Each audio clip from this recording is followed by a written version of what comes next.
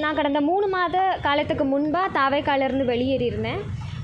தாவேக்காலேருந்து வெளியேறின சமயத்திலிருந்தே தொடர்ந்து தாவேக்கா தொண்டர்கள் ஆகட்டும் ரொம்ப அஃபென்சிவான கமெண்ட்ஸ் தான் போட்டுட்ருக்காங்க. ஆபாசமாக சித்தரிக்கிறது, மார்ஃப் பண்ணுறது, தேவையில்லாத அவதூறுகளை பரப்புறது, இந்த மாதிரியான ஒரு செயல் தான் தொடர்ந்து நடந்துகிட்டே இருக்குது நான் வெளியேறின காலம் தொட்டே. நானும் வந்துட்டு தாவேக்கா தலைவர் திரு விஜய் அவர்கள் ஏதாவது ஒரு அறிக்கை வாய்மொழியாகவோ இல்லாட்டி வந்துட்டு அறிக்கை எழுத்து வடிவிலையோ கொடுப்பாரு அப்படின்னு நானும் எதிர்பார்த்துட்டே இருந்தேன் இந்த 2 மாத காலமாக. அவரும் எதுவும் கொடுக்குற மாதிரி தெரியல. எனக்கு இதுக்கப்புறமும் அவர் கொடுப்பாரு அப்படிங்கிற நம்பிக்கை இல்லை. அதனால தாவேக்கா தலைவர் திரு விஜய் அவர்கள் மேலேயும் அவரோட தொண்டர்கள் மேலேயும் கம்ப்ளைண்ட் ஃபைல் பண்ணியிருக்கேன் இன்றைக்கி கமிஷனர் ஆஃபீஸில். இளம் பெண்கள் அரசியலுக்கு வர்றது அப்படிங்கிறது இப்போ தான் அதிகமாகிட்டுருக்கு.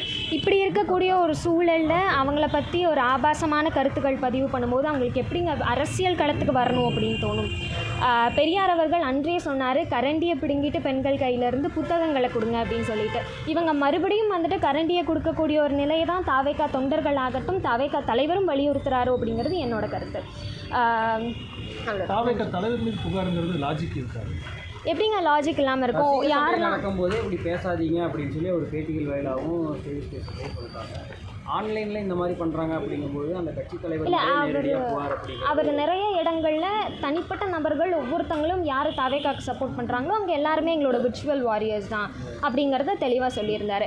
அண்ட் நான் அவர் கட்சியிலேருந்து வெளியேறின காலம் தொட்டே நிறைய பெண்கள் ஐடியாலஜிக்கலாக நாங்கள் ஸ்டாண்ட் எடுக்கிறோம் அப்படிங்கிற பட்சத்துக்கு அவங்க ஆப்போசிட்லேருந்து நாகரிகமான ஒரு அரசியல் விவாதத்தை தான் நாங்கள் எதிர்பார்க்குறோம். ஆனால் அது இங்கே நடக்கிறது இல்லை அப்படிங்கிறது தான் உண்மை. ஸோ அதை கண்டித்து அவர் விர்ச்சுவல் வாரியர்ஸ் மேலே அவர் ஏன் ஒரு அறிக்கை கூட வெளியிட மாட்டேங்கிறார் அப்படிங்கிறத எங்களோட கேள்வி. விளம்பரத்துக்காக வைசாலி மாதிரி வைஷ்ணவி இந்த மாதிரி பண்ணுறாங்கன்ற மாதிரி விளம்பரத்துக்காக நிச்சயமாக இல்லை.